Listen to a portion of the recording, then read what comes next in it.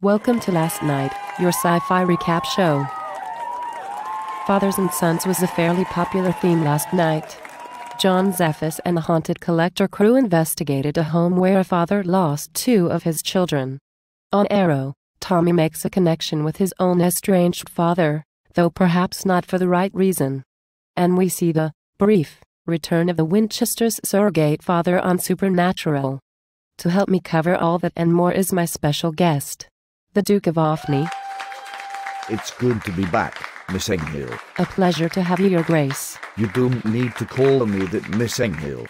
I'm still technically disavowed. And you don't need to call me Miss Enghill either. Liv will do just fine. As will David for me. It's a deal.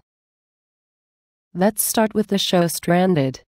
Can you believe last night was the season finale? It was the shortest run since 0 Hour. I've always been impressed at how long a single season can last here in America. In England, even the most popular shows rarely run more than a dozen episodes per series, and most go in less. At least it's only the season finale and not the series finale. I don't know what I'd do if I knew for certain we weren't going to see more episodes of people completely freaking out at the slightest sound. Growing up in a haunted castle, one becomes accustomed to strange sounds in the middle of the night, or even the middle of the day. Still, it was rather interesting when the bell they placed for the ghost of Tommy rang like it did. If I were a skeptic, I would be certain the show was rigged. Rigged or not, it's certainly creepy. Those photographs they took with the ghostly faces?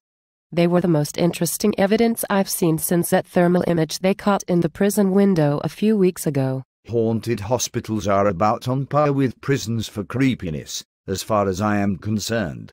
I much prefer hotels, as we saw in Haunted Collector. Yes, Emmett House. It's famous for its paranormal activity, as I recall. You're well versed in your ghost stories. My father is well versed in them.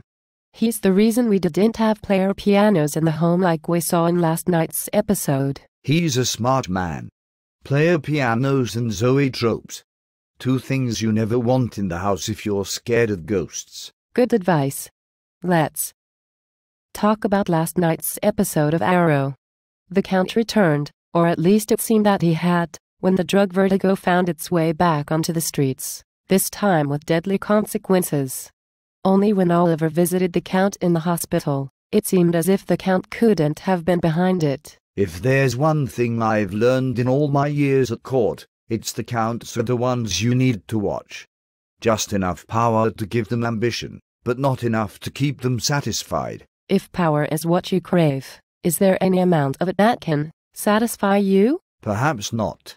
But there are relatively few dukes in the monarchy, and all of us have the Queen watching us.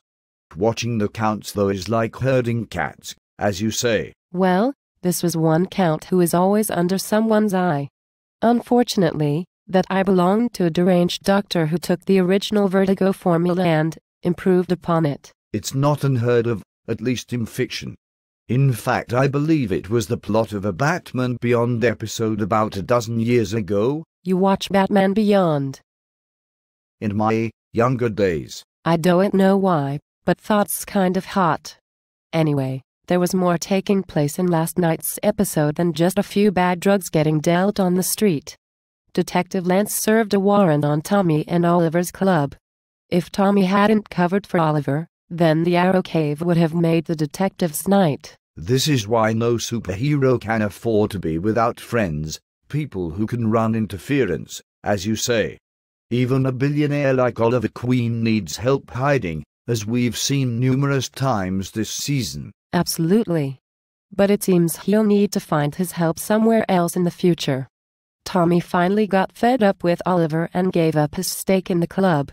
The silver lining for him is he's taking advantage of the opportunity to reconnect with his father Malcolm.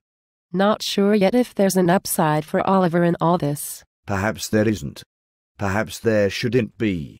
The other thing every hero needs is a wake-up call, a return to his senses, a check against the life he's chosen. That wake-up call often takes the form of being abandoned by a friend. Or by the return of a friend.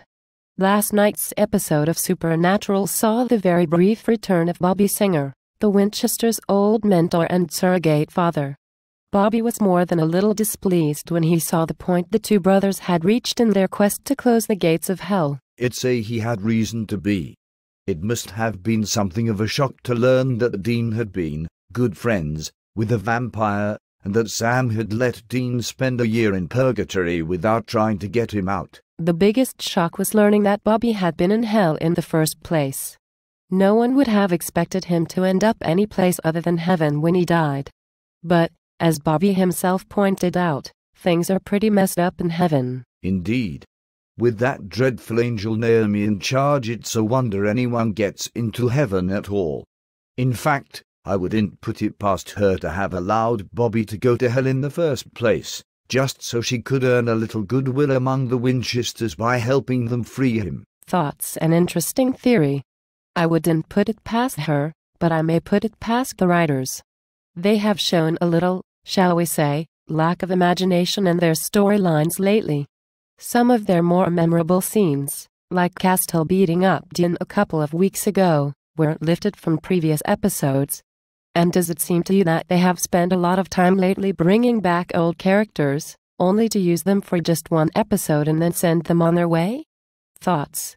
Final season behavior. Fortunately, we know this isn't the final season.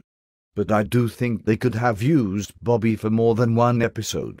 It seems to me that freeing a soul from hell and sending him to heaven should have been more difficult. Exactly. In years past, they would have taken their time with a story like that. They're in an awful hurry for some reason. They must want to ensure Sam faces the final trial this season. That might be easier to do if they didn't insist on episodes like Pac-Man Fever. Thank you for joining me today, David. My pleasure, Liv. And thank you all for watching last night.